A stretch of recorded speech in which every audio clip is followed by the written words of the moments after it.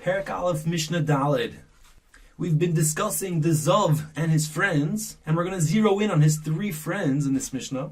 Remember, a Zov is a man that had this unusual discharge of zivus, and he becomes an avatama. A Nida is a woman who had a discharge of blood, of menstrual blood, and she's tummy, the Torah says, for 7 days. And even if she discharges this blood for 2 or 3 or 4 days, she's only tummy 7 days from the first day she discharged it. So 7 days from the first discharge, she's tummy. Now, as we said, a Zov is a man who had an unusual discharge, and a Zova is a woman who discharged blood during an unusual time. Meaning women generally discharge dam around once a month. And when she first becomes a Nida, she becomes tummy for 7 days. After that 7-day period, there's an 11-day period from day 8 through day 18. And if she discharges blood during this 11-day period, which is an unusual time for her to discharge the dam, she turns into a Zova.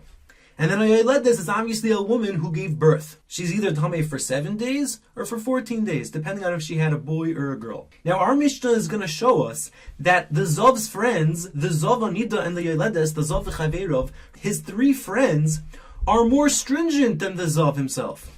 Because these three women can be mitame, a man who is tashmish with them for 7 days. The Torah says, V'teheni dasa olav, or by a Zova, tihi el rabas is a Zova. These three women, a man who has tashmish with them is tameh for 7 days. But a Zov who is tashmish with a woman, the woman is only tameh for 1 day. So let's read it inside. Lo malo min hazov, even higher than a Zov, is a Zova. The Zova, the Nida, and the Yoledes. Shehi, because she and all these women are mitame as bayala, transmit tumah to the man who has tashmish with them for 7 days. Now, lo malo min hazava, even higher than a Zava, is a Mitzora, one with tsaras. Because there's a halacha by a Mitzora that if a Mitzora enters into any type of house or tent area or under a tree, every item in the house or tent becomes tameh. All the vessels or people or foods and drinks, they all become tameh just by entering into the house. So as the Mishnah says, a Mitzora is more chomer, shehu mitame, because a Mitzora can transmit tumah bibiyah, just by entering into a house, into a tent, under a tree. Because the Torah says, michutz lamachane moishavoi, a Mitzora's dwelling place has to be outside the machane, because his whole dwelling place becomes tameh. So if he's under a tree and a Torah person passes under that tree, the Torah becomes tameh. And these same halachas apply, by the way, to an even minugas, a stone that came from a house with tsaras, or with a beged hamenuga, a piece of clothing, an article of clothing with tsaras on it, that they're metameh, the tent that they're in. However, there's an interesting exception to that rule. That if the Mitzora goes straight through the house and is never stationary, we can't consider this house his dwelling place. It's not Moishavoi, and the Pasuk says that he's Metame Moishavoi, his dwelling place. And therefore, if the Mitzora is never stationary under the roof, then anything under that tent or roof remains tahar. So again, let's read it inside. L'malam and hazova is a Mitzora. Even higher than a Zova is a Mitzora, shehu mitame bibiyah, because he's mitame just through entering under the roof. Now, of course, the Mitzora has to have actual tsaras on his body. Once the tsaras leaves, and he's counting the 7 days out of the camp, as we said in Mishna Aleph in this Perek, the first Mishnah, a Mitzora bimei sofra, while he's counting those 7 days, he's not mitame bibiyah. He's not mitame through entering into a house. And he can only make you tame with maga, with touch. That's for those who remember Mishna Aleph. Let's go to the next category.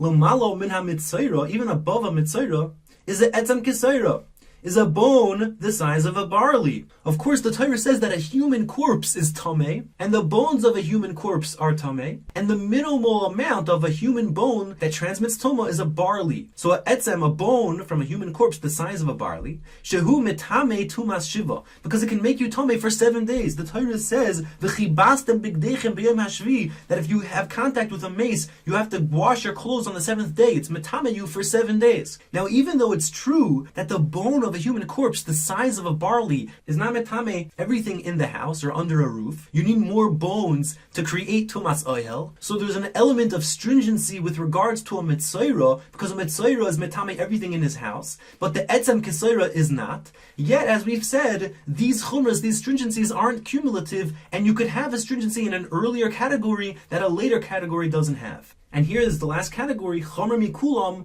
more stringent than all of the categories above it is hames, human corpse. Shehu mitame be'ohel. He's mitame just by being in a tent. Ma she'ein kulom mitamin.